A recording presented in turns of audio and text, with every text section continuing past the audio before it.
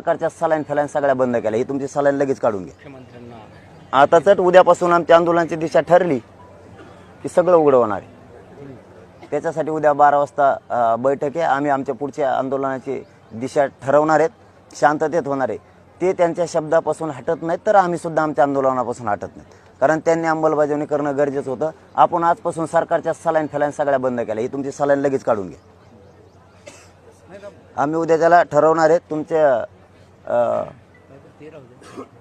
कारण आम्ही आमच्या लेकरांसाठी आम्हाला काय मोठं नाही. पाटील साहेब, आतापर्यंत आपण जर पाहिलं तर 6 महिन्यांचा वेळ झालाय. तुम्ही सातत्याने सांगताय. आता पुन्हा सरकार म्हणतंय की हरकतींचा अभ्यास करावा लागेल. निवडणुका होईपर्यंत सरकार वेळ काढूपणा करताय असं वाटतंय का तुम्हाला? निवडणुकांसाठी सातत्याने वेळ वाढवून मागितला जातोय का? तोपर्यंत मराठा समाजा संदर्भात निर्णय दिला जात नाहीये का? सगळ्या स्वाऱ्यांच्या बाबत मुख्यमंत्री साहेबाला कोणतरी काम करून देत नाही.